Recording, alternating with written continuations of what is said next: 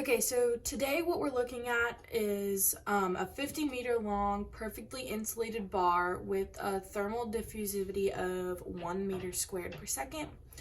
That has an initial uniform temperature at 20 degrees Celsius, and the problem is stating that at the left side of the bar, the temperature suddenly increased to 50 degrees Celsius while all the other sides remain perfectly insulated.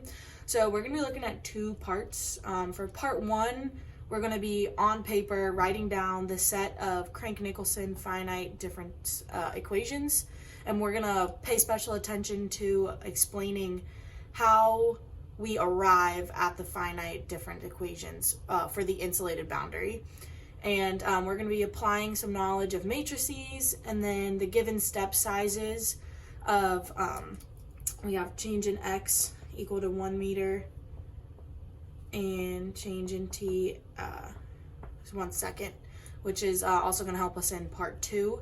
So part two, we're going to be looking at some coding. We're going to be solving and plotting the temperature profiles. So we're going to look to start with an empty vector for the right-hand side of the Crank-Nicolson equations that we're going to be solving for part one. And then we'll be using that to set the size equal to the number of the unknown temperatures. And then we can fill in the proper values for B.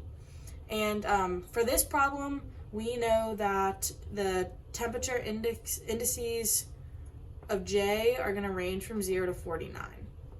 So for no heat transfer to occur at the insulated end, we're going to need, which will be looked at more in part one, T of J plus 1 to equal T of J. So these are just some helpful hints that are going to push us through the next parts.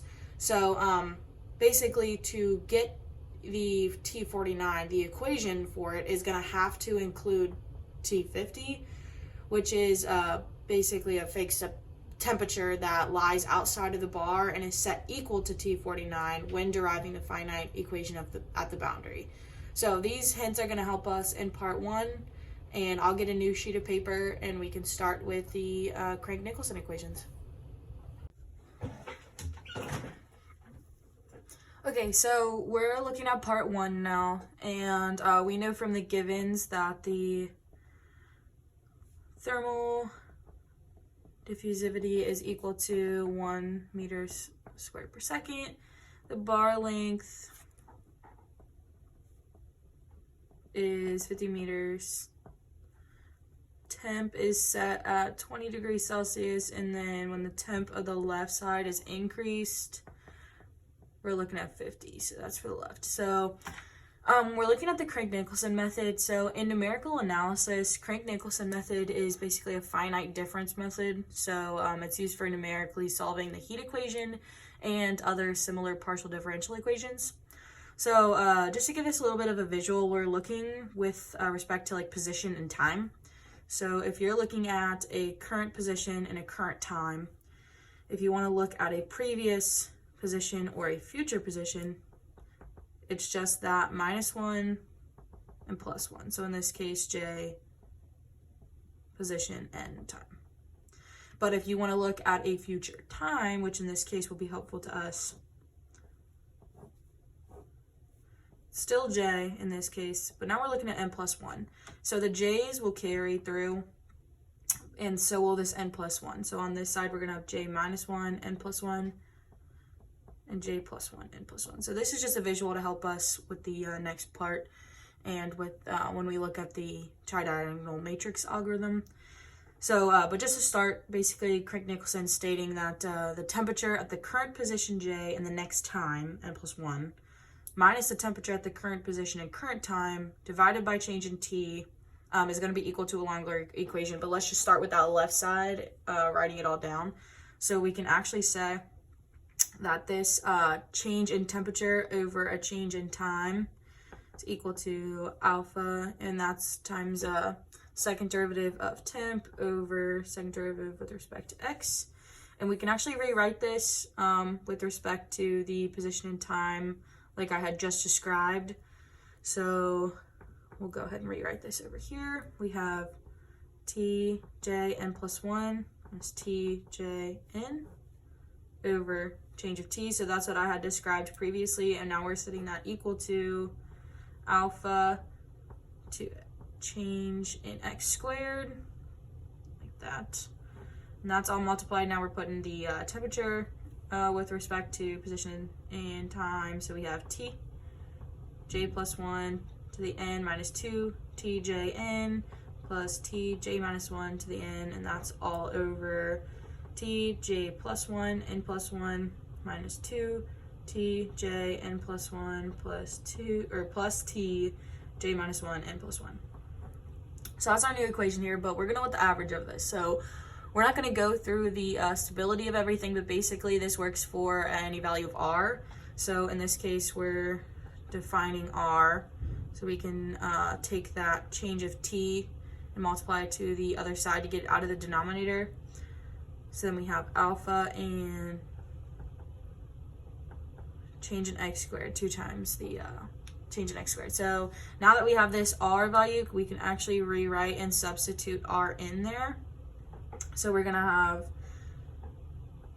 t, and since we already took the delta t out of the bottom, it's just t j n plus 1 minus t j n, and that's equal to r. And I'm not gonna rewrite all of this, but that goes in there. So all of this will stay the same, but now we just have r substituted in. And we're going to transform and rearrange these variables so that there's an r term with each spot. And so the equation is going to look like negative r t j minus 1 n plus 1 plus 1 plus 2r t j n plus 1 minus r t j plus 1 n plus 1. That's equal to this right side, r t j minus 1 to the n plus 1 minus 2r t j to the n plus rt j plus 1 to the n. So these are all to the n's, and these are all to the n plus 1. So these are all basically the future or the next one to the right of the time. And here we have a current time. So unknown, known time of basically just left side, right side. So now we're going to be looking at the coefficient matrix to look at the tj n plus 1 and work with the rightmost boundary. So I'm actually going to get a new sheet of paper to work on this, just so we have enough space for the matrix. So we'll go ahead and move this out of the way for you. So we have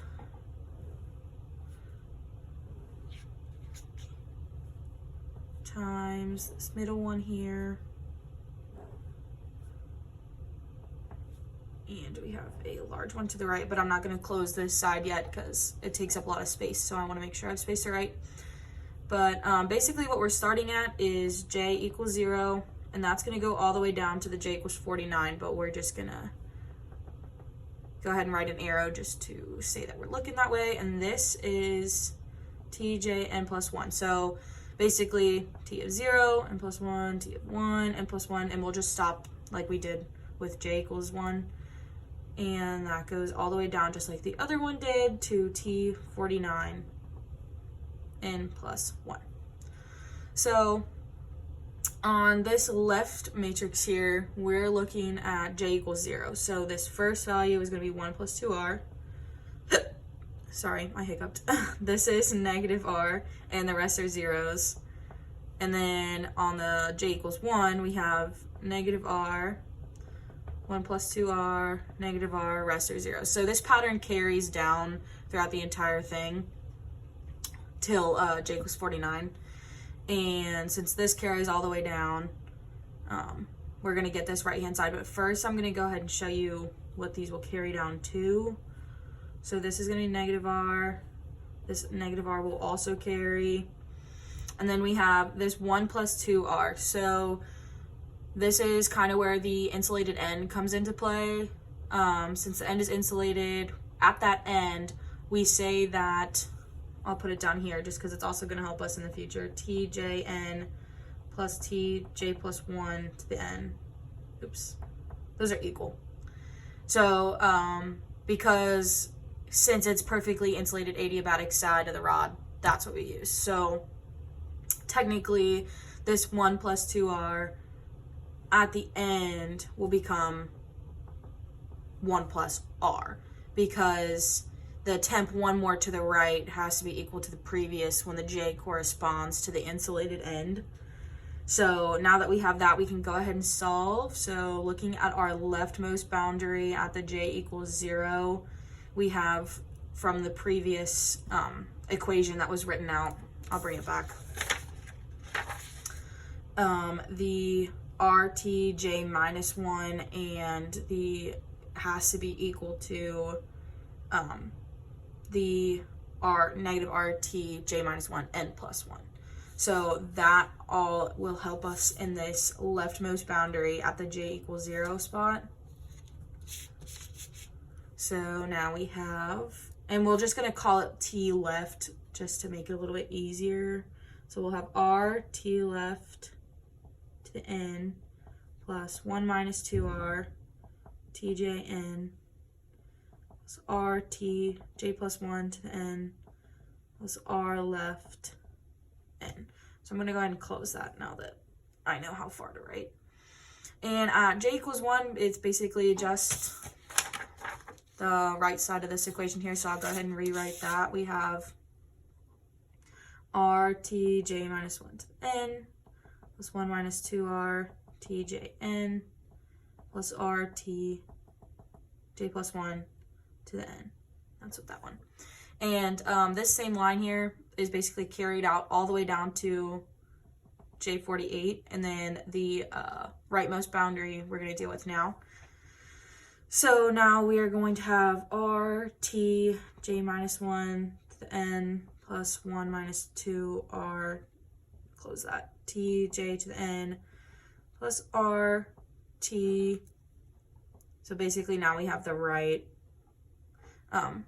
which is also the j plus 1, and then we have RT n also on the right side. So now that we have this part solved out, this is still for j equals 49, but like we dealt with before on that 1 plus r, we have that the tjn is equal to the tj plus 1 to the n. Like we said, in order to be adiabatic, temp 1 more to the right has to be equal to the previous when it's the j corresponds to the insulated end. So just to rewrite the j equals 49, we're going to be looking at r t j minus 1 to the n plus 1 minus 2r tj to the n plus r t j plus 1 to the n plus rtj plus 1 to the n. But now that we have our r terms all together, we actually see that they can cancel, and because the j to the n and the j plus 1 to the n, we see all of that should technically be the same in this case. So the 1 minus 2r plus r, that will all cancel. And now we have r tj minus 1 to the n plus tjn. And for the second part, we will move on to the coding and look at some plots.